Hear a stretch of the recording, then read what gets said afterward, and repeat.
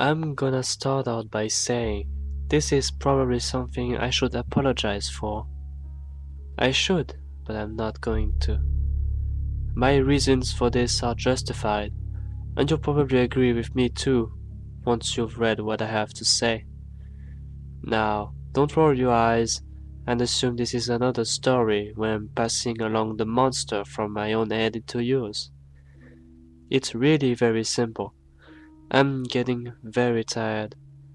I've been awake for the last few days, and I need to go to sleep.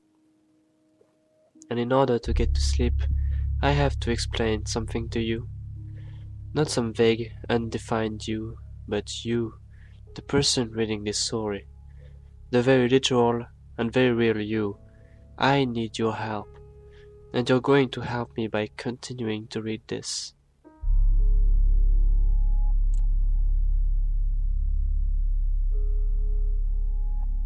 I've been giving some thought to monster stories, and stumbled across something that I find interesting. What are the most common themes in monster stories? Darkness and light. The monsters find you in the darkness. They lurk in the dark. They live and breathe in the dark. The darkness is their element. It allows them to hunt us down. Sure, most of these stories are just jokes and scary stories written for the sake of reading in the dark. But a few of them are real. You never hear how real, because when things go bad, there's no one to tell us about it. You expect a victim of the Slender Man to escape and eventually come back here to warn us all? You think the police are going to report supernatural causes when they find a body torn apart, when there are plenty of bears in the woods? The only way to know which stories are real are to get caught up in their retellings. It happens, this, I promise you. Then there's the light, the escape route, the safe place, the weapon to fight back the evil, the antithesis of the darkness. The light is the one place where the monsters cannot get to us. Some may use light as a way to surprise or shock us, but no one gets killed by a Wendigo on a sunny afternoon. The light is safe, and there are infinite examples to support this. Take this website. The light letters distract us from the black abyss of the background. Don't dismiss this either. It may be easier to read white text on a black background, but if you're staring at the white letters, you're not looking into the background. And you don't have to read every story on this wiki to start seeing faces. I can't prove that things are looking out at you as you read this, but just take comfort knowing that if they were, you were looking at the white text instead. Do me a favor and don't curl your legs. Sit comfortably, lean in a little bit. You're still shaken from your last story. Maybe you're cold. You're not afraid. You just really like making yourself as small as possible as you read. Well, don't do that. Trust me, you're safer if you're closer to the light of the screen. It's not just keeping the darkness at bay, but you'll see what I mean soon, and keep reading. So there's light and dark. You're wondering, what's the big deal? Am I going to tell you to reread the letters of each line for a quick scare? Don't let your eyes wander. I didn't write anything. This isn't that kind of story. This is the kind of story where I help you see a pattern. Humans are afraid of the dark for a reason. With the absence of light, we are easy prey. Well, never see a threat coming. We sleep at night, hoping that in the morning any danger will have passed us by, not knowing, having no reason to be afraid. We're still vulnerable when we sleep, but Awareness of a threat really makes the threat worse in my experience. Now think about this. There are not many stories in which a monster attacks someone who never knew about it. There are some, but none of them are true. But the stories share a few common themes on their own. The monsters can only find you if you know about them. And the more you know about them, the more danger you will be in. When has there been an ancient scroll that struck you dead after reading the first line? You have to read the whole thing before you're in any danger. You're only stalked by a ghost after listening to their whispers and figuring out what they're saying. If you ignore them, they can only annoy you. The old doll only steals your soul after you've learned about its gruesome origins.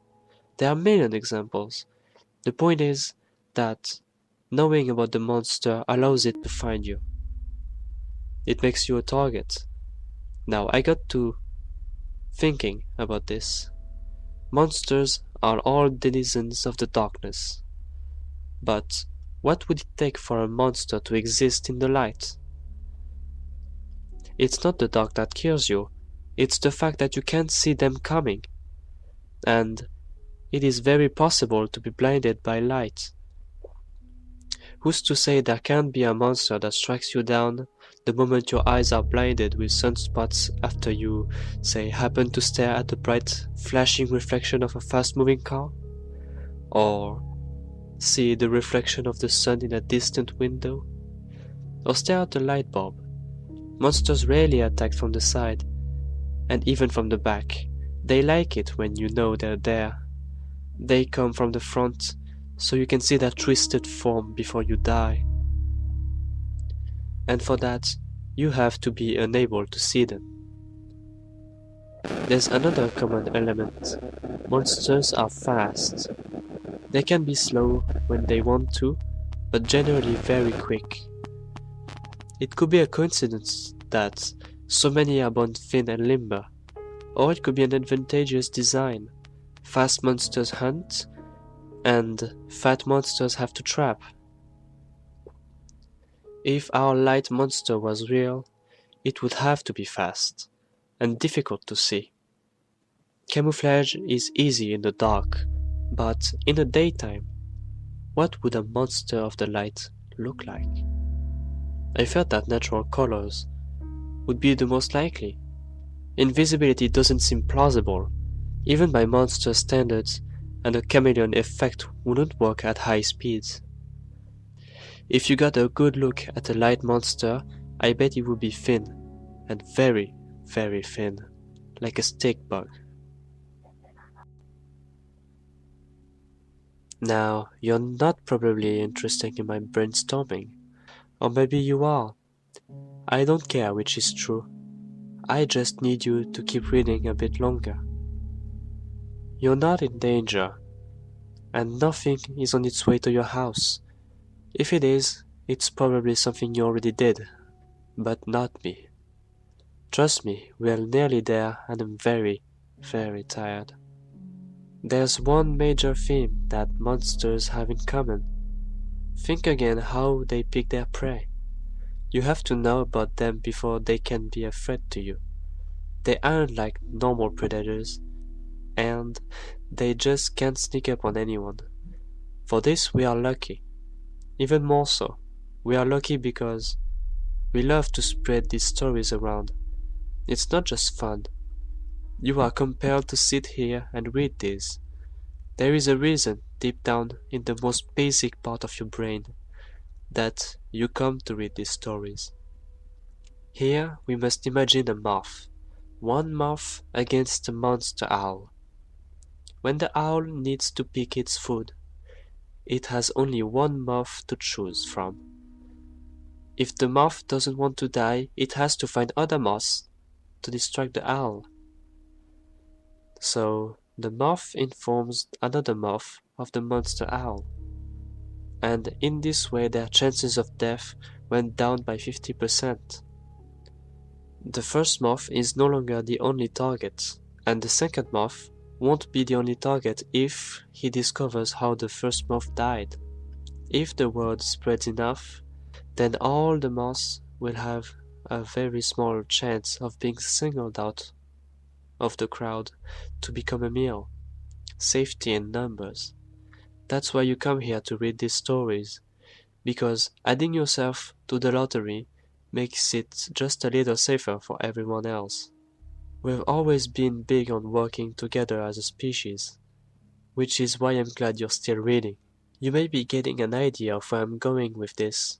By now, you're actually helping me a lot, but I need to explain just a little bit more before I can rest. I have been awake for the past few days because I don't think it's safe for me to fall asleep at any time of the day. At night, I've felt uneasy. Total darkness holds something lying in wait for me, and every one of my instincts tell me that it isn't safe. I sit before the light of my computer screen and I think. I run these little intellectual exercises to stay awake, and in the process, I stumbled across an idea with more truth than I knew. And for the past few days, I've been noticing some strange things. Fast blurs of motion in the side of my vision, for example. They were too fast to follow. I don't think I'm meant to see them, and I think I know why I see them anyway. Any predator that becomes too efficient faces extinction. If the owl eats all the moths, it will starve. Hell, the only reason Ebola hasn't become a global threat is because it kills its victims too quickly for them to spread the virus very far. So, our efficient predator no longer has a pool of prey to choose from. Anytime the new prey is discovered, it is killed before it can spread the word to others. If the predator is weak and it's getting desperate, it can't keep up like it used to, but it is still very hungry. So I think you can now guess why I should apologize here. But I don't think I'm doing anything that I'm not meant to do. You can't develop many defenses against a truly efficient predator. Even though we've tried, we're fast and strong, and most importantly, we're smart. The only thing the moth can do is increase the size of his flock as much as possible, and hope probability does not show him favor. And right now, I am a part of a very small flock, but I think by now, you know enough. My chances should be going down. I'm going to take my chances and get some sleep. It's getting bright outside, but if I rest up now, I can make it through another night safely. You shouldn't need to worry anyway, but if you see things in the corner of your eyes, then I'd suggest you try not to look at anything too bright. You don't want to be blinded by sunspots before you can spread the word and make the group a little bigger. See you in the evening, I hope. Oh, and if you get the chance, let me know what color it is.